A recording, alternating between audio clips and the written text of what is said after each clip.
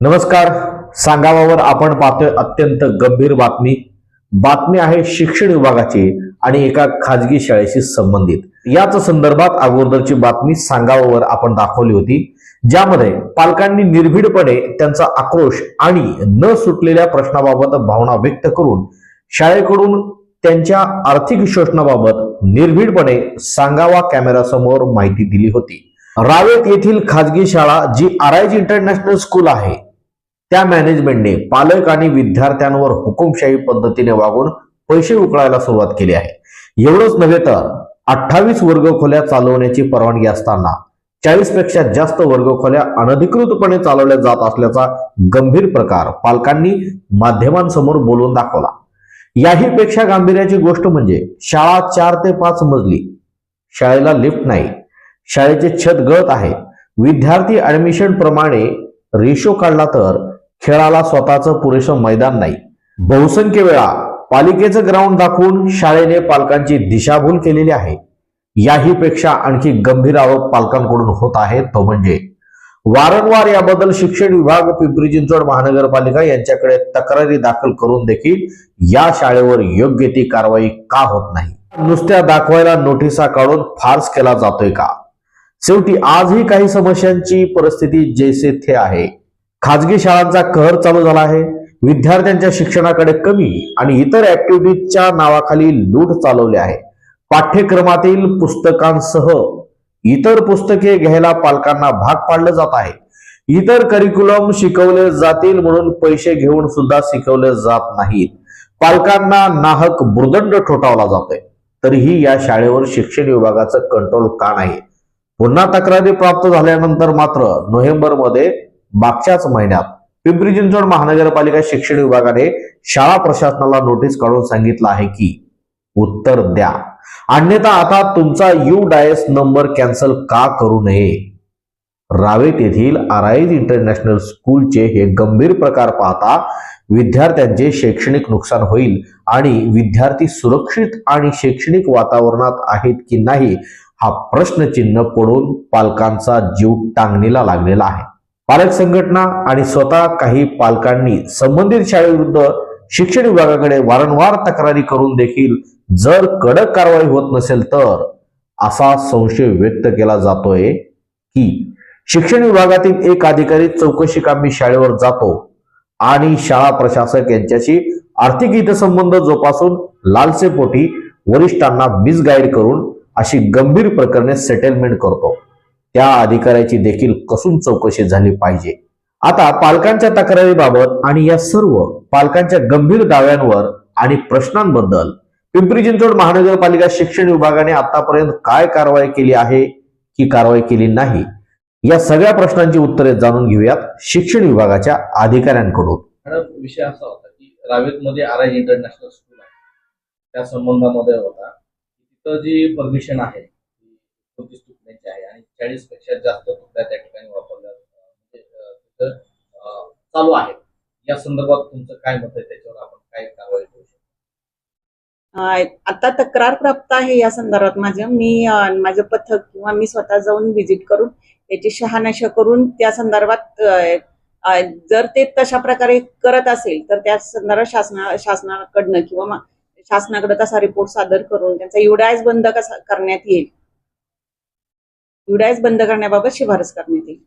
मागच्या महिन्यामध्ये तुम्ही एक नोटीस बजावली होती पालकांच्या विविध तक्रारीच्या अनुषंगाने. तुम्ही सांगितलं होतं की 3 दिवसाच्या आत त्याचं उत्तर प्राप्त होणं तुम्हाला गरजेचं होतं. त्याच्यावर तुम्हाला ते उत्तर प्राप्त झालंय का आणि त्याच्यावर काय कारवाई केली? पालकांच्या तक्रारी डिजिटल सपोर्टसाठी त्यांनी फी घेतली होती, तर आम्ही पत्र देऊन त्यांना डिजिटल फी पुन्हा रिटर्न करण्याबाबत आदेश दिले होते. तर त्यांनी त्या संदर्भातही काही नाही हे केले आणि नंतर पुन्हा वेगवेगळ्या प्रकारची बुक्स की ज्याचा ह्याच्यामध्ये म्हणजे हे करून विद्यार्थ्यांना देऊन आणि त्याची फी घेतली जाते अशी तक्रार प्राप्त आहे. तर ह्या संदर्भात आम्हाला त्यांचा हे झालेलं आहे, उत्तर प्राप्त झाले की 1091 विद्यार्थ्यांना डिजिटल फी आम्ही परत केलेली आहे. परंतु याबाबतही त्यांची काल 1443 विद्यार्थी अजूनही 350 विद्यार्थ्यांचे फी येणे बाकी आहे. तर हे सगळे विषय जे आहेत, पालकांच्या विविध तक्रार आहेत, या अनुषंगाने आम्ही शिक्षण विभाग एक कमिटी स्थापन करून संपूर्ण कागदपत्रावर इतर बाबींची सुद्धा तपासणी करून त्याचा अहवाल शिक्षण विभागाकडे सादर करू. त्या नोटिशीमध्ये तुम्ही स्पष्ट नमूद केलंय की जर का तुम्ही योग्य ती कारवाई केली नाही तर तुमची शाळा बंद का करू नये असा तुम्ही प्रश्न युडाईज बंद का करू नये अशी मी हे केली होती. कारण ह्याच्या सोबतच आमच्या शासनाच्या वेगवेगळे निर्देश असतात, युडाईजच्या वेगवेगळ्या नोंदी असतात, ते वेळेत पूर्ण करणं, सुरक्षेच्या बाबी असतात त्या पूर्ण, त्याच्यामध्ये सुद्धा शाळा प्रशासनाला सहकार्य करत नाही. त्यामुळे ह्या बाबीसाठी सुद्धा आम्हाला जास्त त्रास होते. तर ह्या बाबत नक्कीच योग्य ते पाऊल उचललं जाईल. आता काल काही पालकांचे आम्ही बाईट घेतल्या, त्याच्यामध्ये त्यांनी आणखी आता हा म्हणजे डिजिटल प्लॅटफॉर्मचा जर विषय झाला, नव्याने अजून एक उभा राहिलेला आहे, तो रोबोटिकच्या नावाखाली 2,000 रुपये घेतलेला आहेत आणि रोबोटिक हा विषय शिकवलेलाच नाही. ऑलरेडी त्यांच्या जे काही ट्युशन फीज होते त्यामध्ये रोबोटिक शिकवणं गरजेचं असताना वेगळे पैसे घेऊन देखील त्यांनी तो विषय शिकवलेला नाही. ह्याची शहानिशा आपल्या ज्या वेळेला कमिटी शाळेमध्ये जाईल आणि विद्यार्थ्यांचे, पालकांचे आणि पेरेंट्स जे पीटीए मीटिंग आहे त्याच्यामध्ये हा विषय घेतला होता का, पालकांच्या संमतीने हा विषय ह्याच्यामध्ये ऍड केला होता का, त्याची फी वाढीसाठी त्यांनी पीटीएची मान्यता घेतली होती का, ह्या सर्व बाबींची शहानिशा करण्यात येईल. पालकांना नोटिफिकेशन केलं की तुमच्या अकाउंटमधून मिड इयरला 38,000 रुपये कट होते, पण 40,000 रुपये बहुसंख्य पालकांच्या अकाउंटमधून थेट कट झाले. पालकांचा आरोप आहे की 420 ची त्यांच्यावर केस दाखल होईल, म्हणजे त्यांची फसवणूक झाली. यावर काय चौकशी करा? याबाबत पालकांनी स्टँड घेणं गरजेचं आहे की ज्या शैक्षणिक बाबी आहेत त्या पूर्तता होत नसेल तर मी नक्की शिक्षण विभाग म्हणून स्टँड घेईल. पण जर पालकांची फसवणूक होत असेल तर पालकांनी त्याबाबत शाळेबाबत योग्य स्टँड घेणं गरजेचं आहे.